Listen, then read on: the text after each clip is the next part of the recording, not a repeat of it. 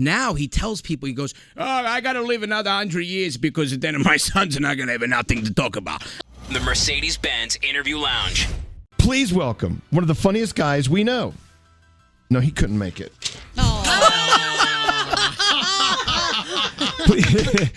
An old friend of the show, Anthony Rodia is here. Hi, Anthony. What's Welcome. up? Anthony. Funny thing, when you said one of the funniest guys we know, I go, someone else is coming on? Hey, I will tell you, Josh Groban was here earlier, and he would give any comedian a run for the money. I mean, he was funny. Well, I was listening. He was funny, but I got a bone to pick with Josh. So my little brother's here today, and he's going to get married June 3rd. And we went for 3 weeks in an Italian house. The song that you dance to with your mom is very important. It's got to be a tearjerker. Everyone at the wedding's got to cry. So we went for 3 weeks picking it out, and my brother had it. He was going to go, "You Raise Me Up" by Josh Groban. And then we drove in and we found out it's on a funeral list. And now exactly back to the drawing board. It's a funeral dirge. Thanks a lot, Josh. But there is a thin line between weddings and funerals, so maybe you should keep that. So you want to kill your wedding before it starts? Exactly. Anthony, I hate to go back to COVID days, but you were such an important part of keeping us somewhat sane and insane during COVID with all of your YouTube videos. You released so many funny things, and we got to truly get to know Zia Lucia and, of course, Uncle Vinny. And now they have their own wines. Which I brought in. Thank you. Right. Delicious. And Road Rage Wednesdays were huge also. But now that we're out of COVID, you have to actually go to work. You have to actually go out on the road on your Road Rage tour. Are you excited about this? I'm excited for everything to open up. I was working the whole pandemic, and we were doing shows in parking lots. I was on the back of a flatbed. Didn't really seem like my career was taking off on the back of a flatbed. But now, things are opening up. People just want to be out there laughing. I mean, we need it, and it feels good. It feels good to be out. When I was in Vegas, it was so cool because there was a big billboard with his face on it and stuff, and I'm like, oh my gosh, this is as if the size of my head couldn't be any bigger. They put me on a billboard. But when I see that stuff, I bug out too. I'm still getting used to it. I'm like, is that me on a billboard? I'm like, can they do anything for my double chin? Well, you're it's so much fun to watch because you just telling stories, and a lot of people wonder, like, how is a comedian so funny? Well, it really is just the art of storytelling, talking about what's happening in your life, in your house, with your I love it when you talk about your dad. Your dad. I mean, is he quite an influence on almost everything you do? He's an influence without knowing he's an influence. I have him on the podcast every week, and the things that come out of his mouth. I mean, he's not the type of person you want live because he could also shut down my podcast instantly. But listen, I tell people I don't write what I think is going to be funny because, comedy is subjective. I write what people are going to relate to, and I've honed in on that, and it's worked. So, I go with what's relatable, because if I say something that you can relate to, you're going to laugh just simply because it relates to you. How pissed does he get at you, though, when you do his voice and you do something that he's like, why would you say I said that? Not anymore. Not anymore. Really? Ever since I started paying for his pickup truck, not anymore. There you go. So when I was younger, he goes, I speak a 1.5 language. You got no respect for your father. Now he tells people, he goes, "Oh, I got to live another 100 years because then my sons are not going to have nothing to talk about." I'm like, it's not all about you. He called me this morning, and so my father will say stuff to me where normally I know what he means. Ozzy looked at me. He was like, "Dude, what the hell was he talking?" I was like, "I don't know." And then I got an alert on my phone. He goes, "Oh, be careful this weekend at your show. People, they're losing their mind." I said, "What happened?" "I saw something happen to David Chappell." I said, "What? Who the hell's David Chappell?" And then I get the alert that Dave Chappelle had someone attack him. So I keep a stool on stage. That's going to save you. Why flip it upside down? Why is it comedians are getting attacked? I mean, no one's attacking Josh Groban. You know what I'm saying? It's he ruined my brother's wedding song. I know. Look at that. Hey, so when I guess everyone has these funny stories. When you grow up with a really, really wacky aunt and uncle in the house, or like your characters so beautifully portray, everyone could just sit down and start laughing at the funny things their aunt and uncle say. But when they're saying them, you don't think of them as funny. But when you tell the stories, other people are like, "Whoa, you got some funny people in your family." Well, I try to find humor in everything, but when it comes to family, you got to be careful because a lot of family members don't even talk to me anymore because of it.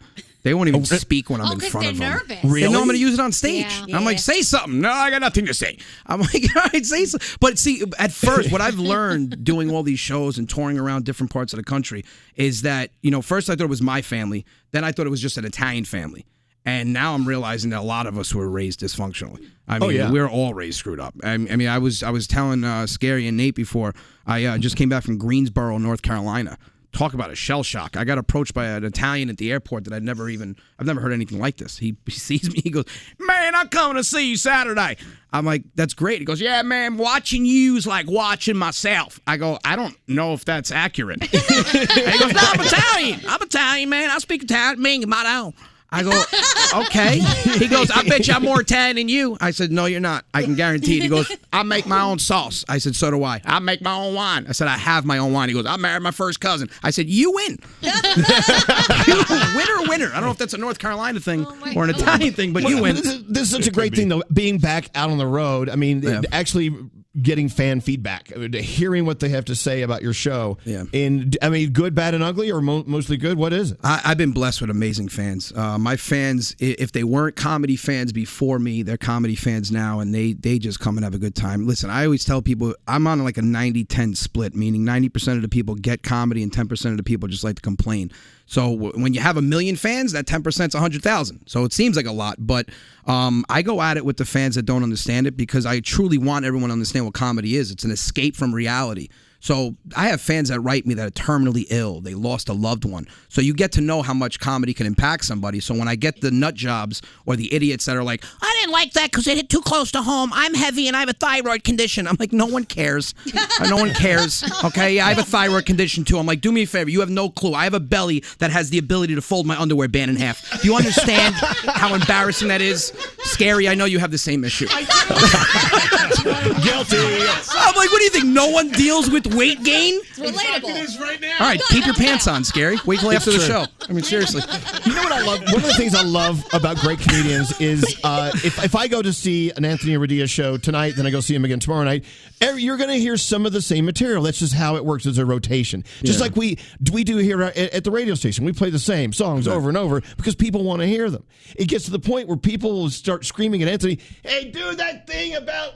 And you're like, "Okay, you'll tell the joke again." But what about your new stuff? So with me, it's a double-edged sword. I wake up sometimes 3 o'clock in the morning. I write new material. Something will come to mind, or I'll see something at a store that more like 4 people laughed at, and I'm like, okay, that's got to be relatable. So I have a lot of new material. You can come see my, like, for instance, Saturday I have 2 shows. You might see something different at the second show you didn't see at the first show because something came to mind or I forgot to mention something. The good thing with that is you always bring new fans, or you bring repeat fans that are like, hey, I can come see this guy. I have fans that have seen me 12 times in the last 2 years, but then I get the messages, "Hey, I took my family to see you. I wanted to hear the story about your dad and the butcher. I wanted to hear the story about your daughter at school with the kid in the playground." And they've heard the story several times, but there's just a funny way you tell the story. I change it. I change delivery on things. I won't tell the story the same. I mean, I'll tell the same joke 5 times and it'll be different, told differently all 5 times. You got to keep it fresh. God, you know what? I don't know if you've met my husband Alex, but he was saying, you know what? I could do that. I could get on a stage and just tell jokes. I'm like, no, you couldn't. You can't. Well, what you told him was the same thing my wife told me. You can't do it. You're not that funny. And now, I just keep pointing to her beautiful truck in the driveway. I'm like, guess what paid for that? Wow. Your family has quite the fleet of trucks. Yeah, we're not really gas efficient. Everyone drives a V8. My father says to me, he goes, "Oh, I don't appreciate it, but, with my truck, it's not going to hurt you if you give me a gas card." I'm like, dude, drive an electric. But then I got to bring in the extension cord. I'm like, no, you what? You don't keep it. It's not a vacuum cleaner. You don't keep it plugged in. Oh God. Well, so do you actually invite friends over and go, okay, I got a few new things to give you, and you try it out? How do you try out your new stuff? You try it on stage. Sold out shows. The best way to do it is I had a show this past Saturday, 1,500 people sold out in Parks Casino, and I tried 20 minutes of new material. And, I toured with Goomba Johnny, and he goes, "How'd it go?" I said, "It went well. Thanks for watching." And, he's like, "I've heard you a lot, Ant." I'm like, "Yeah, but him and I work so well together because he will listen. I'll say, Johnny, I'm going to try 20 minutes of new material." And most comedians will say that's suicidal to do it at a sold-out show. You go into a small comedy club and try it with 40 people. My theory is, I'm like, if you're not going to make the crowd laugh and you're worried about your stuff being relatable or funny, then you're in the wrong business. Has anything ever, totally bombed that you tried on people? No, if a joke doesn't... See, I don't want to make you laugh. I want your stomach hurting the entire show. So if I feel like I tell a bit and it doesn't hit the way I wanted it to hit, I'll just move on to the next quickly where you don't even know. I'll transition. Right. A lot of comedians, they sit there and wait for that laugh, and they're like, boom! And they look around the room. And I'm like, transition. And they're like, all right, well, you guys are sleeping. No, your bit sucked. It's not. That's what don't it is. blame the crowd. They came But to Anthony, laugh. it goes back to like you're telling a story. Stories have ups and downs, and whatever. I mean, by the way, Anthony Rodia is here. Road Rage Tour will be at the Paramount in New York, May 7th. But where do we go to find out where you're going to be next? RodiaComedy.com. I have my full schedule on there. We're booked the entire year, thank God. I think the next I have a couple of New York dates. I'll be at Caroline's again in October. I'll be at Levity Live in Rockland. So a couple of New York dates coming around. But yeah, the whole schedule is on there. Wow. Nice. If you watch any great comedy special on Netflix or whatever, they come out, the audience is loving it, and they're all fans, and so they're ready for the show. They're expecting a great show. And then the stories start, and the laughter starts. It's like, oh, this is funny. Yeah. And then it builds, and it builds. And by the time the end of the show is there, it's definitely choreographed in a way where you are laughing the loudest at the end of the show. Yeah. It definitely, and I'm not trying to point out the fact that there's a scientific beauty behind the foundation of what you do, but there is, and you have that built in, Anthony. I mean, it's so cool how you just automatically know how to go there. Yeah, I mean, and the fact that I want you belly laughing from the beginning puts, I call it desirable pressure. I work well under pressure. So if I have you laughing ecstatic at the beginning of the show, I have to kill that show at the end. You have to give your biggest laugh at the end. And I think that's why a lot of comedians build up slowly, whereas, I want to hit you with the belly laugh all throughout the show. So I have to get that build up. So I mean, people laugh at the beginning and they're like, all right, how's he going to top this at the end? And I mean, I don't think I'm medically sane. So that helps because I think you have to be out of your mind. Some of the things I talk about and I bring up, after the show, I'm like, I don't know what's wrong with me. I need medical attention. I don't know where my brain just went. But I mean, it works out in comedy. Yeah, don't argue with it. No. And the difference between playing a venue with 40 people versus 4,000 people, that energy from the room of 4,000, that gives you more energy. Like, everyone who sings, our artists that come on the show say the same thing. When they're playing a sold out stadium, they have their best shows because that energy is like bang. Yeah, the energy is insane. I remember my first show of over 1,000 people. I went backstage after the show, and the whole hour that I was on there, it was like a built up emotion stuck in my chest. And as soon as I left, I remember I went backstage. I went to like a little corner where nobody could see me, and dude, I bawled. And it was all that emotion, that laughter, because I'm on stage going, well, 3 years ago I was at a regular job. Now I'm making 1,500 people laugh. Their laughter is because of me. It was just everything built up. And I remember I had like it was one of those ugly cries where like, my face was all distorted and it just hit me. I'm like, I'm doing this as a living. This is the one thing I love doing the most. And now it's just, I mean, there's nothing like that energy, man. How incredible. I always say it. If you're making someone laugh, they're not in a bad mood while they're laughing. So to do that for a full hour and a half is amazing. I love this text. Hey, Elvis, just wanted to say y'all and Anthony are literally turning my day around. It started off so terribly. Now I'm laughing so hard that I had to take a puff of my inhaler. There, look at you doing. The asthmatics out there are having a great day. Killing the asthmatics, one asthmatic at a time. So this is Maggie from Philly. We lost everything in a house fire in November. It's been a rough past 6 months for us and the kids. Thank you all for what you do. Do you ever play down closer to AC or Philly? I'll be in AC. I'll be in AC in September. Okay. Look, you've got to go online and check out a kabillion YouTube videos that Anthony has done. Anthony Rodia. You can go to rodiacomedy.com. It's RODIA. Yeah. And of course, we'll put it up on our socials.